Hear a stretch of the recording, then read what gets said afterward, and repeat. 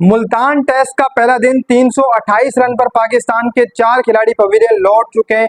जिस तरीके से आज आगाज हुआ सुबह सुबह 8 रन के ऊपर एक विकेट जो है वो पाकिस्तान की गिर चुकी थी। सैम अयूब 4 रन बनाकर जो है वो आउट हो गए थे। अब सैम अयूब के बाद जिस तरीके से जो पार्टनरशिप लगी अब्दुल्ला शफीक और कप्तान शान मसूद के अंदर, वो बड़ी जबरदस्त पार्टनरशिप थी। 253 रन की ये पार्टनरशिप थी, काफी लंबी पार्टनरशिप थी, जहां पर 8 के ऊपर एक खिलाड़ी आउट हुआ। फिर वहां से इनफॉर्म बैट्समैन अब्दुल्ला शफीक की आज सेंचुरी आई। Inform batsman Shan Masood captain, वो उनकी भी आज हमें 150 रन की बारी देखने को मिली। 151 रन की बारी ये लगाई है। अब दोनों की जो मौजूदा पार्टनरशिप लगी वो लगभग 253 रन की लगी। अब इस पार्टनरशिप से ही पाकिस्तान 328 रन तक पहुंचा है, क्योंकि बाबर आजम आज फिर फेल हुए हैं। 30 रन बनाकर वो आउट हुए हैं। सऊद शकील फिर 35 बनाकर आज आउट हुए। मतलब कि बाबर आजम साल सन 2023 तक अभी तक एक 50 भी जो वो नहीं मार पाए।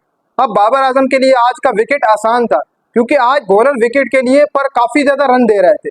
आपने देखा ही होगा, काफी ज्यादा रन पड़ रहा था बॉलर को, फिर जाकर विकेट निकल रही थी। तो आज थोड़ी बहुत नमी थी, जहां पर बॉलरों को फायदा नहीं पहुंचा। पिच पर थोड़ी बहुत नमी था, जिसकी वजह से विकेट नहीं ले पा रहे थे वो जल्दी, और पाकिस्तान 328 रन बना गया।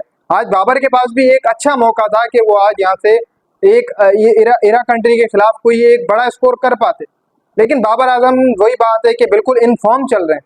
मतलब कि पिछले अगर साल सन 2023 से उनकी जो जितनी भी तमाम इनिंग है टेस्ट की उठाकर देखें, उस पर अभी तक एक 50 नहीं आई है।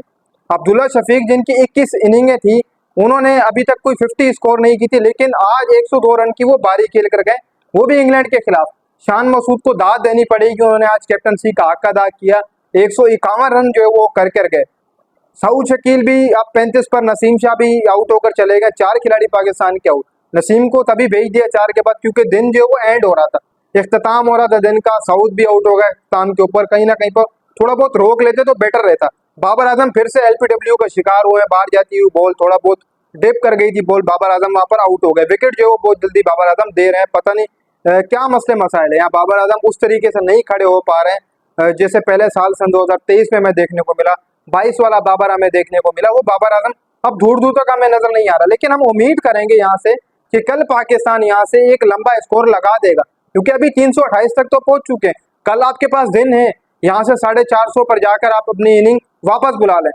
फिर भी नहीं करेगा शान मसूद, 450 पर भी देखना इनिंग वापस नहीं बुलाएगा। ये तो पक्का है कि 450 पे भी नहीं बुलाएगा।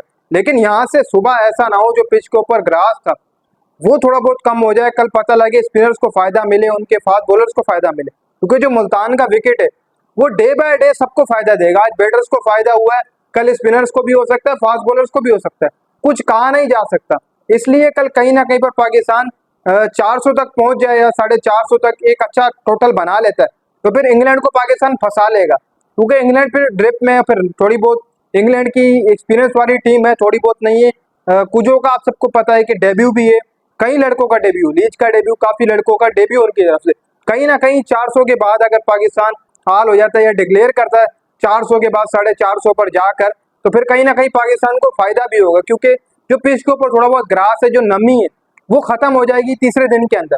कल तो थोड़ी बहुत फिर भी नमी रहेगी, लेकिन कल क्या पता पिच चेंज हो जाए, ग्रिप चेंज हो जाए, पिच का फास्ट बॉलर्स की तरफ जाए, स्पिनर की तरफ जाए, ये कल कुछ नहीं कह सकते। हो सकता है कि कल पिच यहाँ से घूम जाएगी। फिर जो अगला तीसरा दिन होगा उसमें कहीं ना कहीं पाकिस्तान अगर बॉलिंग कराता है तो वहां पर ग्रास भी पिच के ऊपर थोड़ा बहुत कम हो जाएगा। फिर उसके बाद पाकिस्तान यहाँ पर विकेटें भी आसानी से ले लेगा तीसरे दिन पर। तो पाकिस्तान ने जो सबसे पहला अच्छा फैसला किया इस मुल्तान की विकेट के ऊपर, जो मैंने आपको कहा था कि यहाँ पर जो भी टॉस जीतेगा वो सबसे पहले बॉलिंग की तरफ जाएगा और बैटिंग की तरफ जाएगा। सॉरी, बैटिंग की तरफ जाना बहुत ज्यादा इंपॉर्टेंट था, क्योंकि मुल्तान का विकेट ही ऐसा था। यहाँ पर शुरुआत में पहले दिन बैटर्स को मदद मिलेगी, और मिली भी सही, और पाकिस्तानी बैटर्स ने पूरा उसका फायदा भी उठाया। मैंने कल ही बोला था, जो भी पहले टॉस जीतकर बैटिंग करेगा इस विकेट के ऊपर, उसको पूरी मदद मिलेगी, उनके बैटर्स को मदद मिलेगी। तो कहीं ना कहीं पर इंग्लैंड थोड़ा बहुत फंसा है अभी से ही। आपके पास पहले दिन से जब टॉस हुआ सुबह सुबह, वहां पर इंग्लैंड फंस गया था। अब आपका जीतना हक बनता है कि इंग्लैंड के खिलाफ पहला टेस्ट जीते, जहां पर फैंस बेताबी से इंतजार कर रहे हैं कि कब जीत आएगी, गुस्सा हुआ पड़े।